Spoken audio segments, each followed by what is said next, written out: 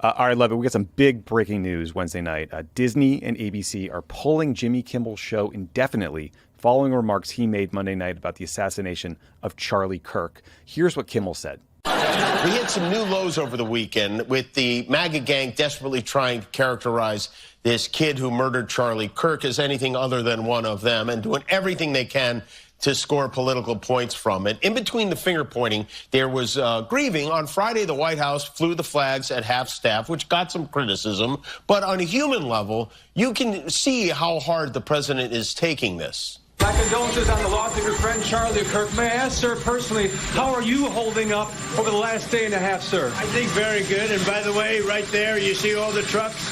They've just started construction of the new ballroom for the White House, which is something they've been trying to get, as you know, for about 150 years. And it's going to be a beauty. Yes. He's at the fourth stage of grief, construction. Demolition, construction.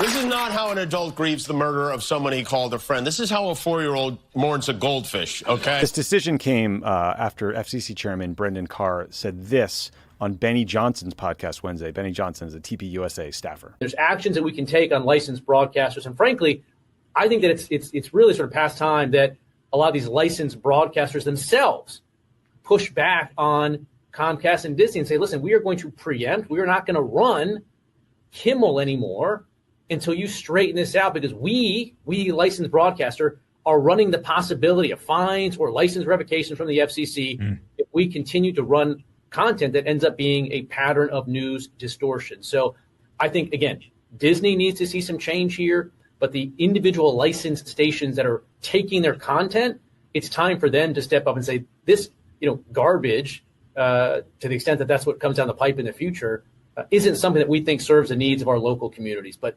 this sort of status quo is obviously not acceptable where we are. It's pretty chilling. You have the chair of the FCC basically talking like a mobster. Also, Apparently he also said in that interview, we can do this the easy way or the hard way. And now we have ABC clearly choosing the easy way. Yeah, we found the easy way. That ABC seems to have folded so quickly and so immediately to go even beyond that, right? Like all these people out there being like, well, Jimmy Kimmel said that he was one of us when this was a left-wing shooter. Now, whatever the specific meaning of like one of us or whatever the exact term he uses could mean that like the images over the weekend were that he came from a Republican family, that he wasn't trans as some people had as. I don't know exactly what the meaning would be. But even if you take that as being inaccurate, we have corrected.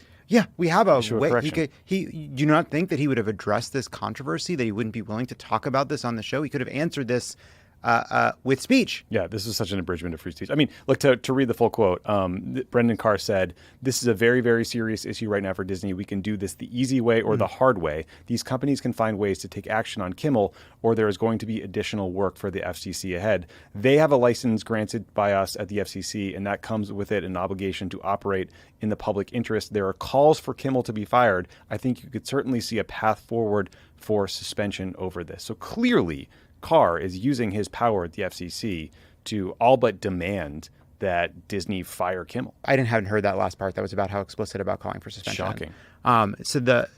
Jesus. And then within hours of this interview airing, we find out that a bunch of affiliates have. Would you have the timeline of this? Yeah. So just before the ABC announcement, Nexstar, which is one of the largest owners of local TV stations in the United States, they said that they were preempting episodes of Jimmy Kimmel Live for the foreseeable future.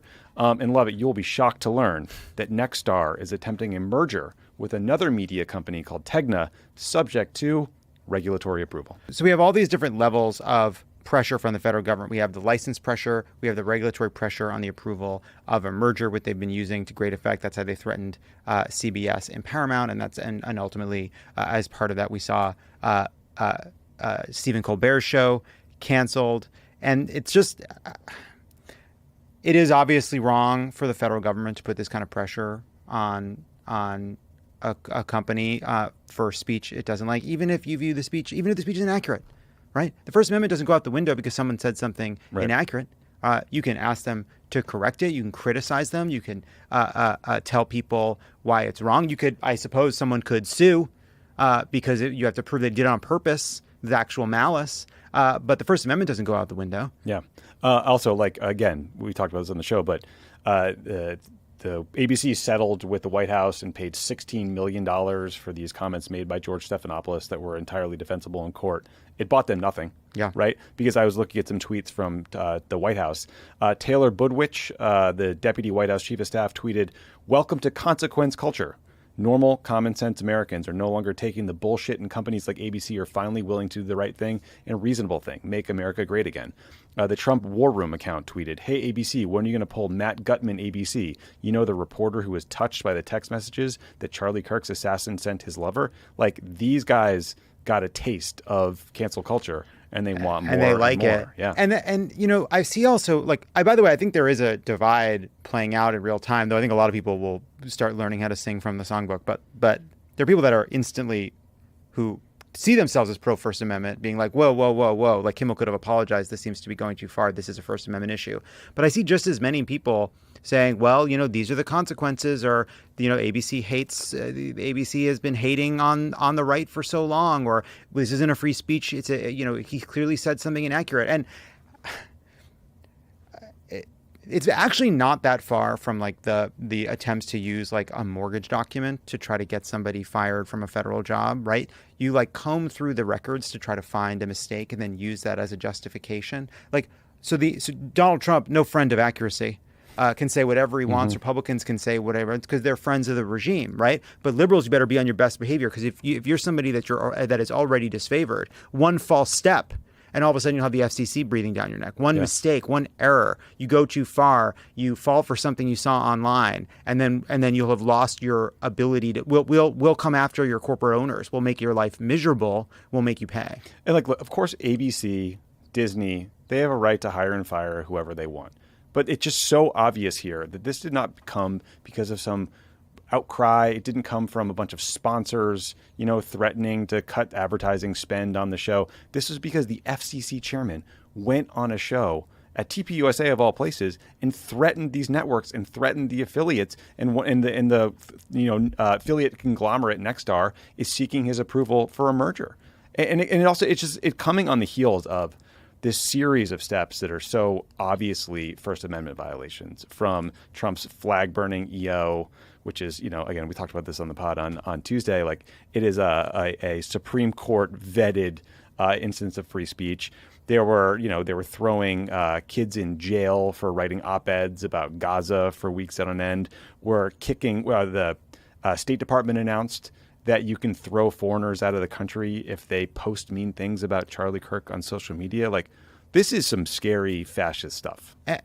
And just the FCC chairman just sort of basically doing programming for these networks, right? Like saying like, well, it's the kind of, you know, this is, you know, has to serve the community. Let me say that. And you have the FCC chairman basically acting kind of like a programming lead for ABC now, right? Basically like, well, I think the right thing to do would be to suspend. Like, you're giving direct advice for how you think they should, what they need to do to avoid your ire with this sort of implicit threat of the affiliates license or ABC more broadly.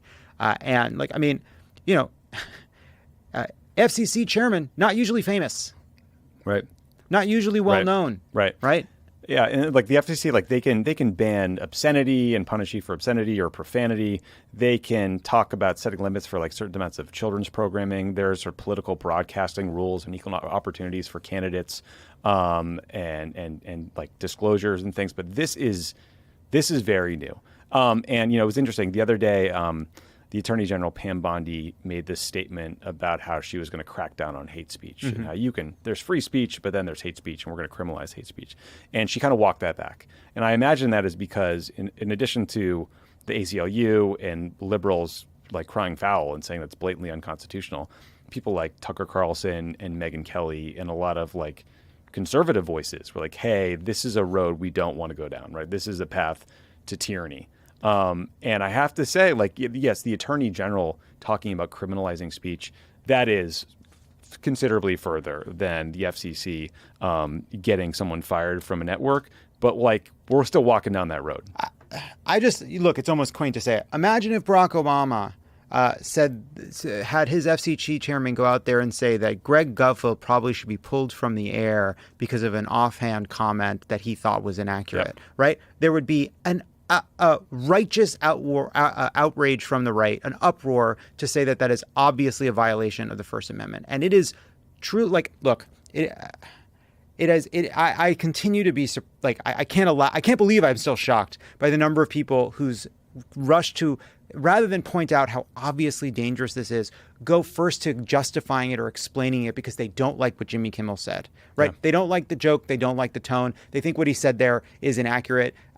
Fine. Do you not understand why that's not the main issue? Yep. Why that is dangerous, even if you don't like Jimmy Kimmel and think he did it because he's a biased guy? Sure. Yeah. But the fact that people can't see that, or enough people aren't willing to see that on the right anymore, is so fucking dispiriting. And finally, Brian Stelter, who's the chief media analyst at CNN, tweeted that he had reached out to the FCC chairman, Brendan Carr, for comment on what had happened at ABC, and Brendan Carr sent him back this. So that's a gift from the office.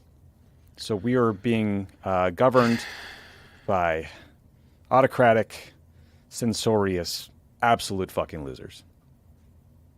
Fuck. Good stuff. I will say clearly, like, there are two problems that are happening at the same time. One is an aggressive and radicalized federal government that is wielding its power in unconstitutional ways. And the other is that they have found how easily it works. Mm-hmm. Like, these people are empowered in part because a company like ABC is willing to concede so readily. Like, this is a fight that they could win. Yep. At least in court, right? They are on firm ground to not be pressured into programming decisions by the federal government. It's a clear violation of the First Amendment. But every time these companies are giving up the First Amendment and not fighting for it. Yep. And it's just a reminder, by the way, that we need independent media. We're building an independent media company here at Crooked. And if you want, you can subscribe by clicking join below to become a paid subscriber, or go to crooked.com/friends to subscribe on any of a number of wonderful platforms. Look, you can't fire me, Tommy. Yeah, we're not going to fire our late night host here. No matter what joke Lovett makes, we're not going to fire him. Maybe he can host a show with Colbert and Jimmy Kimmel. I love that. By the way, Fox News, they didn't fire the guy who said, let's kill all the homeless people. Yeah, they gave him a beat to apologize. Yeah. Brian Kilmeade got to come back. He said that on a Wednesday. Everybody picked it up all over the weekend. By Monday, he apologized. Yeah, Kimmel said this. Yeah, give Kimmel a beat to fucking say, oopsie daisy. What happened to this country? This is not good.